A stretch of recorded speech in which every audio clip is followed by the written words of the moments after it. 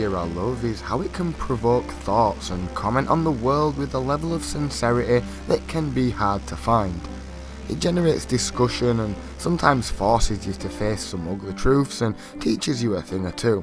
It gives you the ability to express yourself and share it with the world to educate, entertain or inspire. It can be difficult to articulate why something makes you feel good or what it is exactly you feel, but I am going to try to do my best. I was going to do a full retrospective and go on camera and stuff, but I completely suck, so I figured instead we'll just have a little chat about the history of the show, the creator, and hopefully in the end still compelling you enough to actually go and watch it yourself. There are plenty of full episodes on YouTube. Initially, what I liked about the Boondocks was that it took the social commentary from a show like South Park, but it was beautifully animated with these stunning anime-like fight scenes.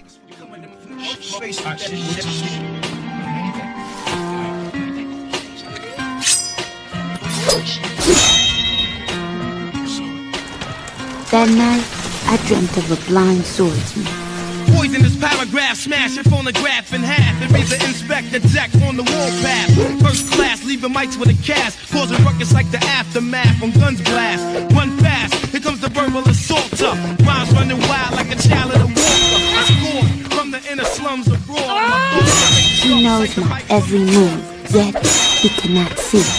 As my mind fights to make sense of the impossible, he has turned my sight into a liability. Let's do electrify, provoke you never ill. Truths that I reveal across the amateurs who scream to keep it real. Caesar black down, hoodied up and He has no just cause to want my life. There is no forethought, no logic in his actions. This isn't just any swordsman. This is the blind nigga samurai. What's good, nigga? What's really good?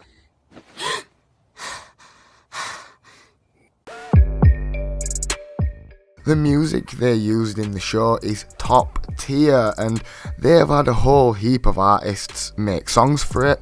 Most of them are parodies, however. Oh, how they parody people, and in some cases full industries such as the music industry. Sometimes it would be years later that I'd find out an episode was based on actual events or a real person, and it felt like the gift that kept on giving in that sense. I often ramble about why and how hearing different perspectives can infinitely enrich the way that we experience the world and the people in it, and I feel like this show gives a valuable look into the world as seen through the eyes of a young black teen in America. The Boondocks was quite possibly what reinforced my passion for philosophy, forcing me to think more introspectively and just in general critical thinking to some extent. It reminded me to ask questions and just to be careful who I idolise. The Boondocks is funny, I mean it's a comedy overall, and it is axiomatic. It serves my humour well, but it is a serious critique on Western society. I mean, the protagonist is a kid based off Huey P. Newton, the dude who co-founded the Black Panthers. But enough of that, let's have a chat about how it got a start and trace its provenance.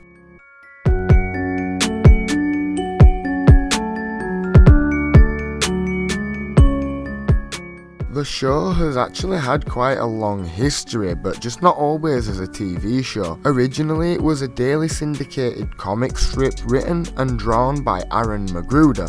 We will come back to him a little bit later. The comic strip ran from 1996 to 2006 and initially appeared on a music website called hitlist.com, of all places, but it was also printed in the monthly hip-hop magazine The Source in 1997, and this is where most of its early popularity would come from. The comic strip was then eventually picked up by the Universal Press Syndicate and made its national debut on April the 19th, 1999 in papers. It was the biggest launch for the syndicate, which was independent, so it was a big deal and it became a bit of a phenomenon. People hadn't really seen anything like it printed in the daily papers and it took off. It would have been super risky to print anything like this at that time, but it certainly paid off. The Boondocks satirises African American culture and American politics as seen through the eyes of a young black radical, Huey Freeman. The show stays true to this initial vision and builds on it, but without the comic strip there would be no Boondocks the TV show as we know it today. It was a huge success with readers, eventually getting into 200 papers in front of millions of readers a day. At the time, there were only 4 other active African American cartoonists and none were drawing things quite like this. Call the strip funny, edgy, hip, and vulnerable, filled with attitude, slang, and irreverent. That's pretty good. Yeah, that's good. You like it when the Washington Post says that. Yeah. Now, the Washington Post might have said also, or I'm asking you, is this successful because, as it is, and had this meteoric success, you might argue, because it's all those things, funny, edgy, hip, and vulnerable, filled with attitude, slang, and irreverent, and African American? You know, there is. That's a tough question. I mean, some people say, "Well, did you get were you just picked up because it was a black strip?" And is that why it's? Well, I just posited that it's all these other things first. Right. No, but, I mean, but does it break through because it's African? But you know, I mean, we had, you know, it is certainly a black strip. You know, there is nothing in comics history to indicate that it is at all a benefit to be a black cartoonist or to do a black strip.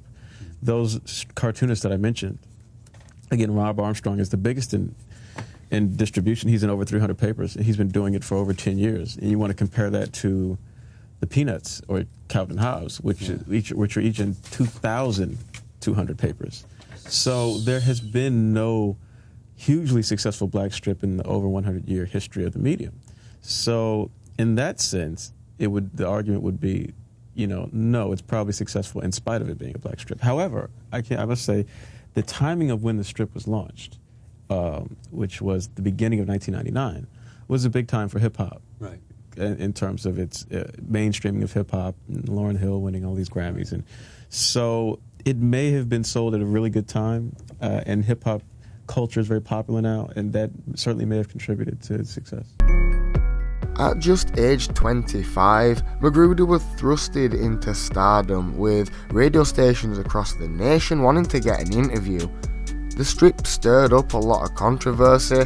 It was accused of being racist and all kinds of other stuff, but in the end, the overwhelming amount of support it was receiving far outweighed the negative press. It seemed to be that the texture was different. And in reading the bio on you, I could pick out just by the bio on you that you was the typical race pimp who used the victimology type style in your comic strip, and also there was laden with guilt-ridden styles also. And it was typical of someone like you to do this kind of a comic strip. Now my question is this, since you're coming from a left-wing angle in your comic strip, what are the chances of you just having your comic strip appear in black-only newspapers and just really show how black you are? Let's get some response. Well, I'm always one to throw myself into the "I'm blacker than you" debate. I don't think it gets us anywhere. You know, this is a strip that attempts to do as much of a honest and straightforward racial commentary as it can do within a capitalist corporate American system. People read the strip, they read Huey, they really like him, they really believe in what he's saying, but I have always cautioned people that this strip is created by me. It goes through Universal Press. That's the only way you see it. From there it goes to the newspapers. They have to print it. And all of these are entities that are very much for profit. So I mean, to continue on. Sure. You know, for example, you know, it's impossible for most cartoonists to try to sell their own strips to newspapers. That's what the syndicate is for. So I placed this strip in the hands of the syndicate. The syndicate sales team goes out and sells first and foremost to the biggest market in the area, the biggest paper in the market, I'm sorry, because they have the largest circulation, the most people that will read the strip. Now, once that paper buys the strip, no other paper within that market is allowed to run the strip, which will automatically exclude many of the African-American papers. However,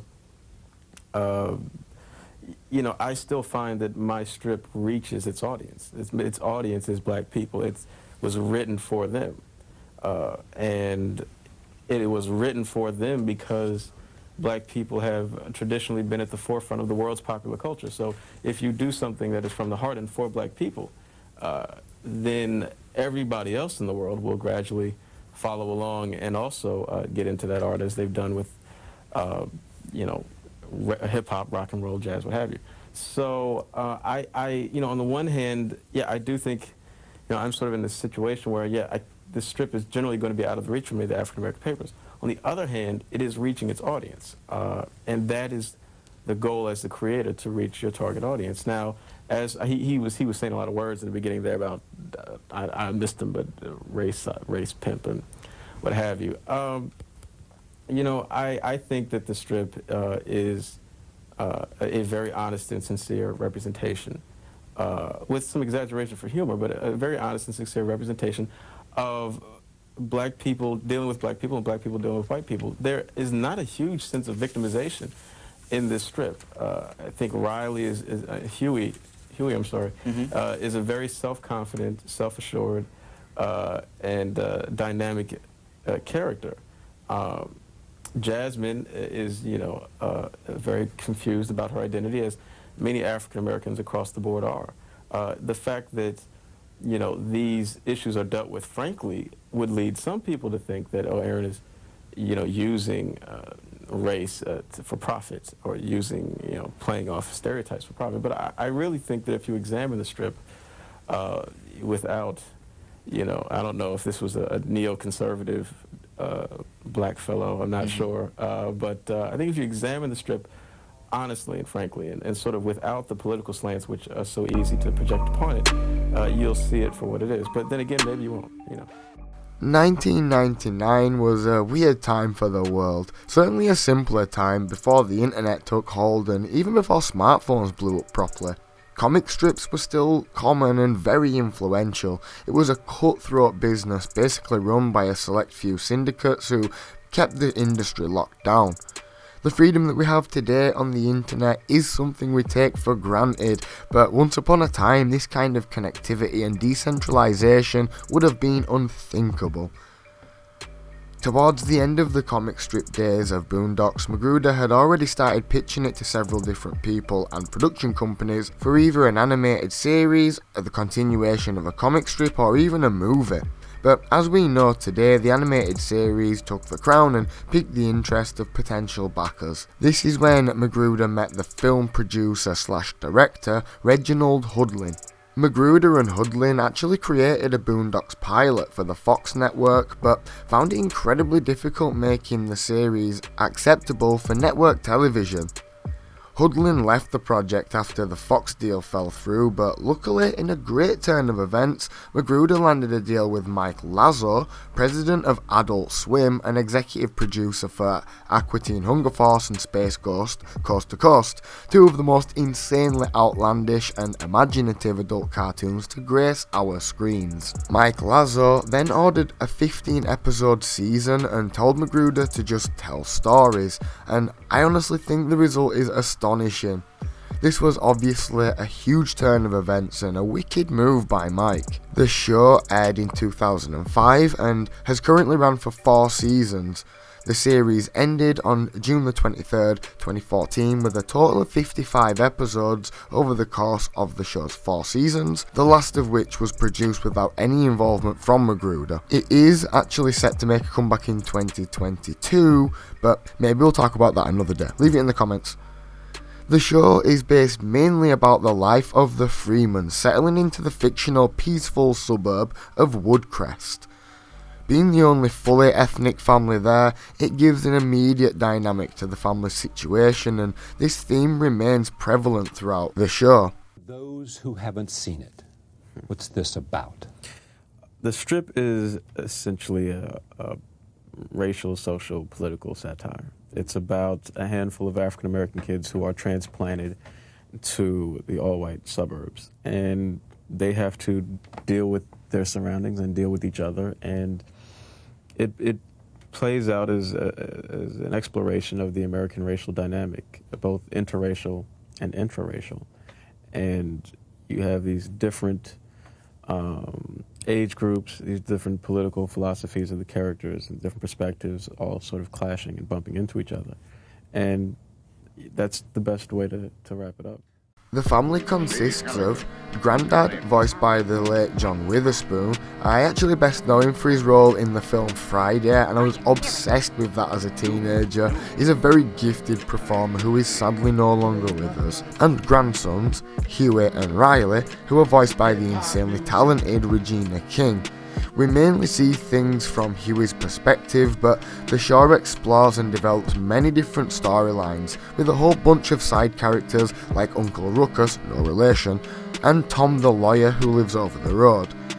There are so many well done characters in Boondocks who have performed brilliantly, it would be difficult to talk about them all, but let's talk about Huey and Riley.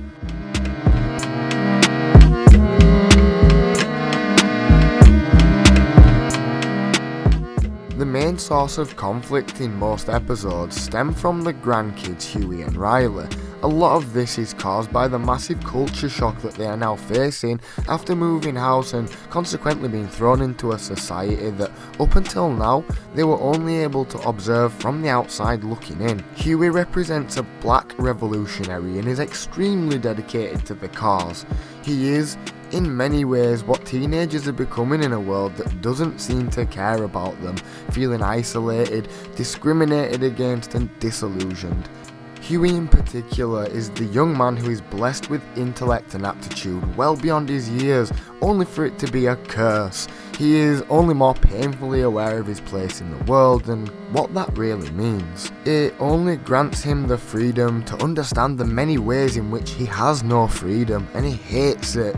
He rebels, and from his perspective, how can he not? Why would he play a game he knows he will not win? The deck clearly stacked against him. The best he can hope for is to die fighting the system that is trying to enslave him, and to try do what he can to wake the people up and snap them out of this catatonic veg state that he feels that they are trapped in. He knows the only way to ever truly win against this system would be to unite everybody, but he has seen the way people are divided and subjugated, people not only trapped in poverty but also that get trapped in their luxuries too. To unify the people, breaking the spell of materialism would have to happen for everyone to truly come together, and there is a sense of hopelessness to it all, but he does still try. And if you can't tell, I fucking love this character. I think there is something so human about the feeling of existential claustrophobia and fear of a future that is looking bleak. The feeling of being told everything is okay when you just feel like it's not. No matter what the root cause, passion is something we can all relate to. Huey represents one extreme. He is a radical, but he's not without a cause. He is a product of his environment, like we all are to a degree. He is what we all run the risk of becoming when trying to survive in a system that is inherently rigged against you. Injustice creates extremists, and Huey is the proof. It's satirical in its nature, but there is something very real about him. So, with that in mind, let's talk about his younger brother Riley.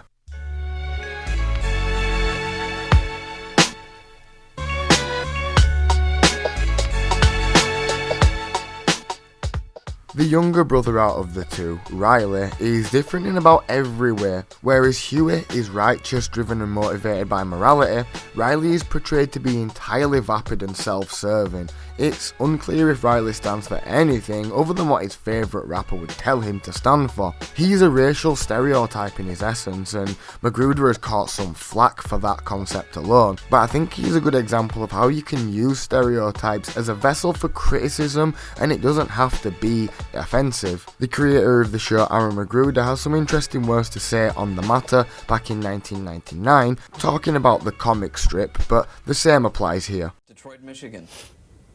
Good morning, guys. How you doing? Good morning. Okay. My name is Gregory, and I'm calling from Detroit. Aaron. Yes. When I read the bio here in the local newspaper, the paper that was carrying your strip, what drew me to the strip was that they had a different and unique shape. The style was different, and so was the color, and it seemed to be that the texture was different. And in reading the bio on you, I could pick out just by the bio on you that you was the typical race pimp who used the victimology type style in your comic strip, and also there was laden with guilt-ridden styles also. And it was typical of someone like you to do this kind of a comic strip. Now my question is this. Since you're coming from a left-wing angle in your comic strip, what are the chances of you just having your comic strip appear in black-only newspapers and just really show how black you are? Let's get some response. Well, I'm always one to throw myself into the I'm blacker than you debate. I don't think it gets us anywhere. You know, this is a strip that attempts to do as much of a honest and straightforward racial commentary as it can do within a capitalist corporate American system. People read the strip, they read Huey, they really like him, they really believe in what he's saying, but I have always cautioned people that this strip is created by me. It goes through Universal Press. That's the only way you see it. From there it goes to the newspapers. They have to print it. And all of these are entities that are very much for profit. So I mean, to continue on, sure. You know, for example, you know, it's impossible for most cartoonists to try to sell their own strips to newspapers. That's what the syndicate is for. So I placed this strip in the hands of the syndicate. The syndicate sales team goes out and sells first and foremost to the biggest market in the area, the biggest paper in the market, I'm sorry, because they have the largest circulation, the most people that will read the strip. Now, once that paper buys the strip, no other paper within that market is allowed to run the strip, which will automatically exclude many of the African American papers. However, you know, I still find that my strip reaches its audience. Its audience is black people. It was written for them. And it was written for them because black people have traditionally been at the forefront of the world's popular culture. So if you do something that is from the heart and for black people, then everybody else in the world will gradually follow along and also get into that art, as they've done with, you know, hip-hop, rock and roll, jazz, what have you.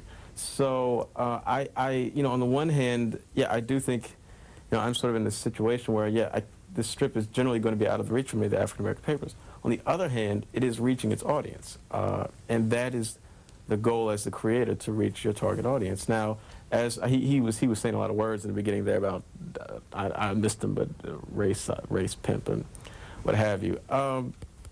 You know, I think that the strip is a very honest and sincere representation, with some exaggeration for humor, but a very honest and sincere representation of black people dealing with black people and black people dealing with white people. There is not a huge sense of victimization in this strip. I think Riley Huey, I'm sorry, is a very self-confident, self-assured, and dynamic character. Jasmine is, you know, very confused about her identity, as many African Americans across the board are.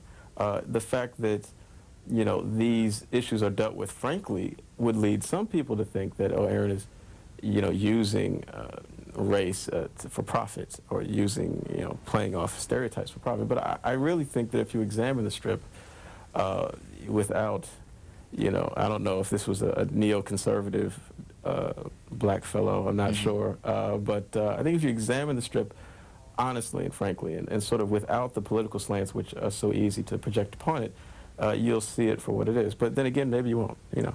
One great way they do things is how the show frames things. It's usually Huey who is made out to be the crazy one for wanting something more or thinking anything might be wrong. Riley is hard-headed and very confident despite only being young. From his age comes his malleability, and he is enthralled in celebrity culture as a total superfan. Do something. I got an idea. Let's go to college so we don't end up like Gangstalicious. That boy got shot again? That's a shame. A shame?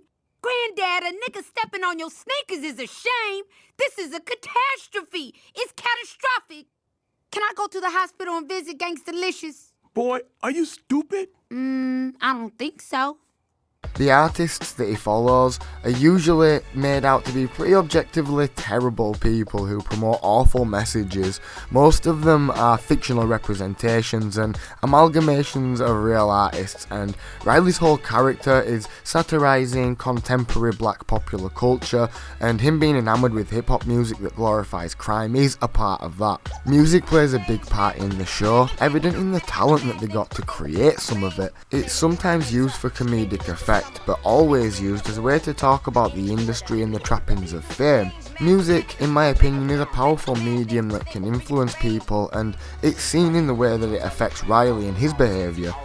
This could be seen as a commentary on how we idolise people and overlook anything bad that they do purely because we like the music. This is something that we see all the time in the real world. Perpetually being subjected to false idols glorifying crime and senseless consumerism can't be a good thing, especially to a child who might not know any better at the time and lack the ability to critically engage with complex issues while forming fundamental parts of their personality. They may run the risk of picking up some bad habits.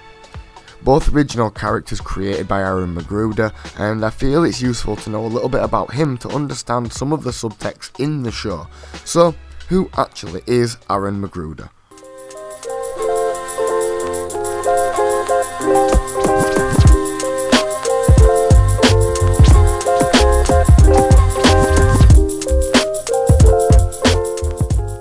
A Chicago native, born in '74, he moved away with his family consisting of his older brother and parents to Columbia, Maryland, when he was about 6. McGruder attended the Jesuit school Loyola Blakefield from grade 7 to 9. After the 2 years, he left school and transferred to public high school, Oakland's Mills High School, and then the University of Maryland, from which he graduated with a degree in African American Studies. He states that he has always had a passion for art and illustration, and talks about how his university degree was seminal for the strip's inception, and how it was when trying to get it syndicated and to put to print. It's a fascinating story. I was born on the south side of Chicago in 1974.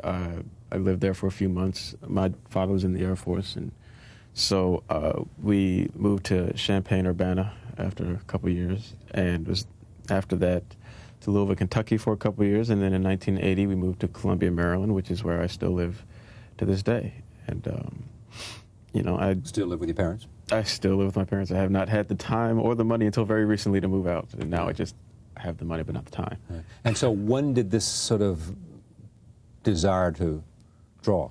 I've been drawing my whole life, off and on, not very seriously until high school. And in high school, I decided I wanted to break into comic books, do like superhero comics, draw for Marvel or whatever, which is a far more difficult task than I thought it was going to be. What makes it difficult?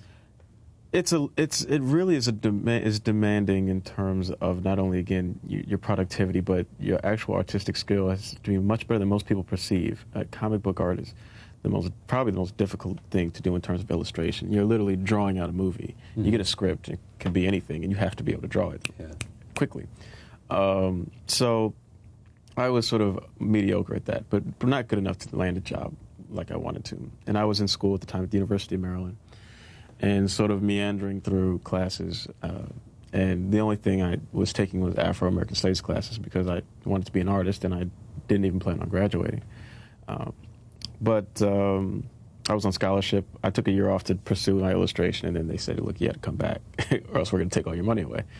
So I came back and started playing with the idea of doing the strip in like 93, 94.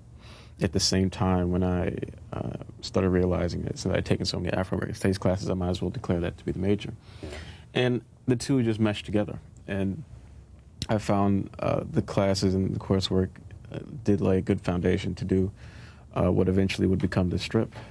And its print debut was at the University of Maryland in last week of the semester, 96, December 3rd, I think. And then continued on the following semester for a couple months.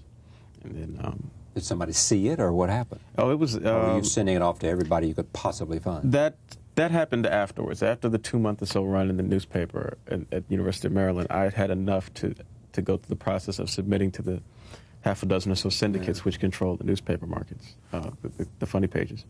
And how long did it take you to get a serious, constructive response? Those came pretty quick. Yeah. The serious constructive responses came pretty quick. The actual contract came a little later. I had, there's about 7 or so major syndicates. 2 or 3 of those really looked long and hard and really wanted to, I think, put it out, but just were too afraid or didn't think they would be able to sell it enough. A few of those, a few other syndicates rejected it right out. Some impersonally, some with letters saying the strip was too angry, what have you. And then Universal Press eventually signed on.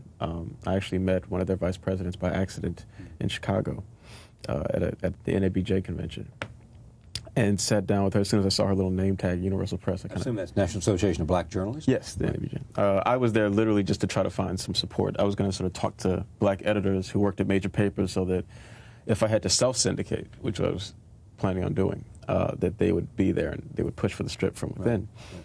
Which they did do. But I also, while I was there, I met this lady, Harriet Choice, and I kind of pulled her to the side and made her sit down and talk to me, and gave her a copy of the strip. And after she read through it, she went back to the syndicate, who was already considering it, and pushed for them to give me a contract, and they did by the end of that summer.